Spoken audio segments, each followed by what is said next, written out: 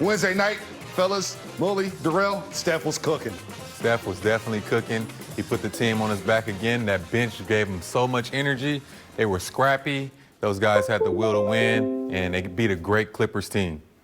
I don't know if you young guys have ever seen the movie Tommy Boy. Oh, yeah. Yeah, I see Tommy Boy. Come on. That was awesome. I'm not that young, Bully. Come on. But that was That awesome. performance was awesome. Yes, it definitely And you know was. what? It felt, I know there's no fans in the stands. It felt A little too late as the Warriors go on a big-time run, and that's probably the biggest win of the season. Well, really impressive and very similar to the second game of the Portland series, right? They made some adjustments. Offensively, Steph was really aggressive. And then in that last 15 minutes, he got help from everybody. Yes. And what was impressive was when Steph got doubled, when he got rid of the ball, it wasn't always the first shot. Maybe it was another pass. And I thought defensively they hung in there. They flipped the script, basically, Yes, no doubt. from half to half. Just a really impressive win.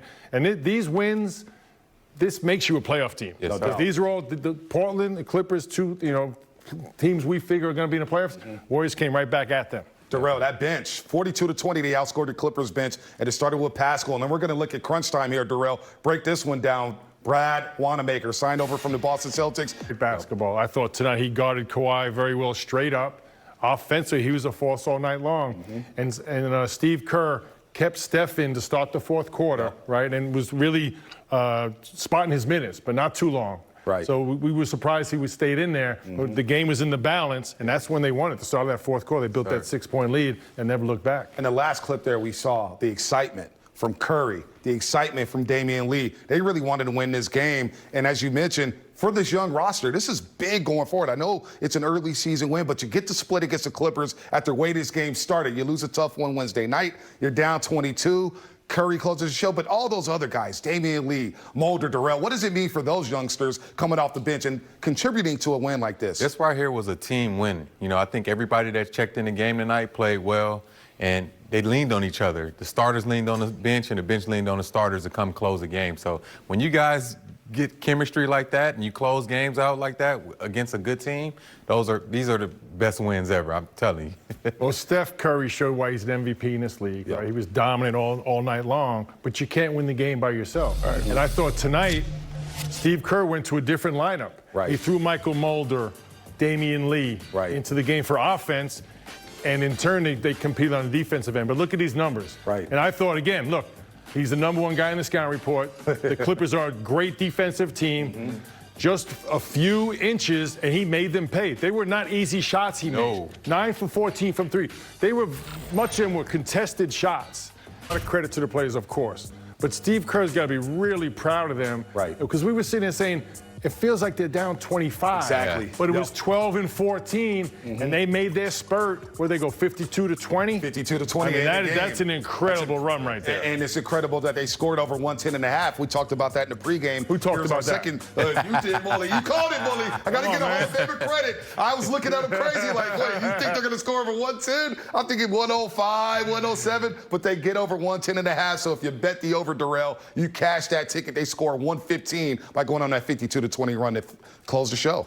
Well, he was right. You know, you got to outscore those guys. You know, last game it was an ugly game. It was more of a defensive game. The Clippers came out kind of hot, and the Warriors had to respond. You know, being down 22 early, they had to respond and score a lot of points. You got to outscore them sometimes. Opportunity knocks, be ready to answer the bell. The Clippers put their guard down. Sure did. And the Warriors took full advantage of that. You know what underrated play in that game was Kent Bazemore getting that reversal on the moving screen. Oh, The yeah. fire Well, as we watch this edition of the Warriors, everything is going to be compared to the previous edition of the Warriors. And they came from 20 down all the time, but it was either Steph and Clay, Kevin Durant. They had all that firepower. I didn't know that this edition of the Warriors could come from 22 down and make 23s. But when Wanamaker and Wiggins and Damian Lee and Mulder and all that Curry guy, I guess the firepower's still there. Given the personnel, this is more impressive to me when it comes to comeback. So I'm going to put this right up there at the top. It started in the third quarter with Steph, and he would just not concede the game. Yeah. He's like, this is not over. I have game I have a wet ball. I'm going to use it. And he found openings.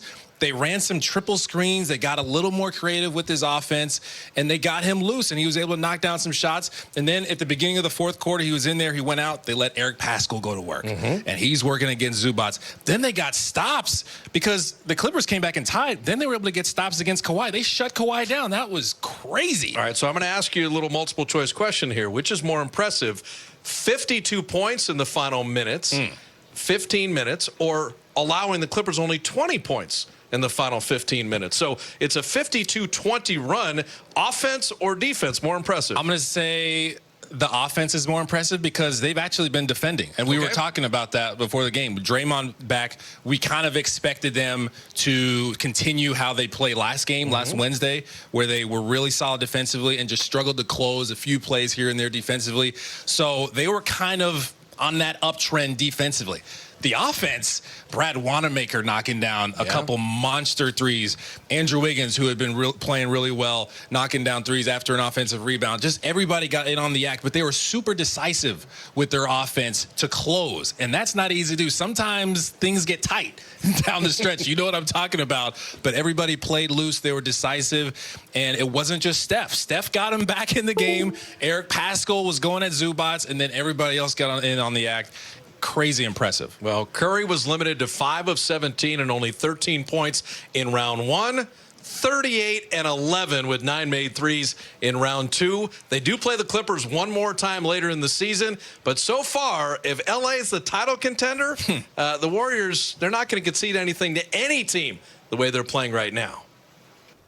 Warriors going to be tough, man. This team is getting better and better and better, and we see improvement every single night with this team. And it all starts defensively, right? They started locking in defensively in that third quarter. That's what spurred this run, Darrell. They got after it defensively, and then the offense started working, and they start getting out on the break in transition. They definitely did. And all good coaches at halftime, the first thing they point out is the field goal percentage. And I know they were shooting in the high 50s, and I'm pretty sure Coach Kerr address that. Like, we have to make these shots a little bit harder for them. We have to get a stop in the rebound, and we have to run in transition. So I think they did a great job of running in transition, sharing the basketball, and then taking them out of their offense and their rhythm.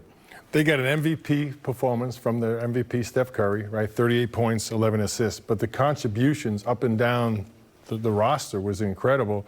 Steve Kerr went to a different lineup. He threw in Damian Lee and Michael Mulder. They made some threes, but also they compete on the defensive end. The team rebounded. And I thought the Clippers got a little relaxed and complacent, you know, a little loosey-goosey. And when you do that with Steph Curry, he's going to make you pay. And tonight with Eric Paschall and the rest of the bench players, they did a great job of helping Steph out. But Steph, again, he was incredible because he didn't have a whole lot of space. They were so to put up those numbers against a really good defensive Clipper team is very impressive. 52-20. Right, 52-20. How about this in the second half? 57% from the Florida Warriors shot, 11 for 22.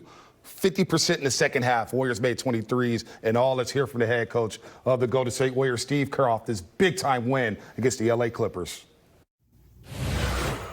Hi, Coach. Carlos Ramirez, NBC Bay Area and Telemundo. Congrats on the win. How would you describe that game? What just happened? I think our guys just hung in there. You know, when we were down through most of the first 3 quarters, you know, they kept their energy up. They kept their spirit up. They were pumping each other up on the sidelines, and it just felt like we were on the ropes, but we hung in. And that's I've been telling you guys how much I love coaching this team and coming to practice every day because every guy's all in and fun to be around and totally committed to what we're trying to do. So just a great feeling to hang in there and then catch fire and come out with the win. You played a lot of minutes without a center tonight, and it worked. Are you finding something with this team in a lot of non-center lineups? Well, I think Eric Paschall has just been so good that you know he's a modern center, I guess. You know, I mean, there so many games that you watch in the NBA these days are centerless. So we've played Draymond at the 5 for many years. Eric looks like he's found a role in that spot. I thought tonight more than anything we just we just found a spark with that group. Eric kind of led the way, but we got great performances from Kent Bazemore, Brad Wanamaker, D. Lee, Mike Mulder. They all came in ready to play, and they really made a connection, offensively and defensively, and sparked us. Can you kind of describe what that 3-guard lineup does for your offense? Which 3-guard lineup? I think it was Damian Lee and Mulder together with Steph. Well, it gives us a little better floor spacing. The ability to create some space in the paint. The Clippers are an excellent defensive team. They're long and active and athletic, and if you can't create space, then you're just in a forest of trees out there. So I think that group was able to get some stops, get it out in transition, and open up the game a little bit for us. Knowing that defenses are going to hound Steph all season, knowing that the Clippers frustrated him, he only had 13 points in the first Clippers game. Why do you think Steph was able to just get free and erupt for 38 points? Well, number one, because he's Steph Curry. I mean, there's not too much you have to say beyond it's just who Steph is. He's been doing this for many, many years. It's one of the reasons he's two-time MVP, and he's a phenomenal basketball player. And usually with Steph, when he has a tough game, he bounces back the next one. That's as part of his character and part of his competitiveness. So he found something out there. He found some openings and got himself going. Steve, what goes through your mind when you're down plus 20 tonight, midway the third quarter there? What are you thinking?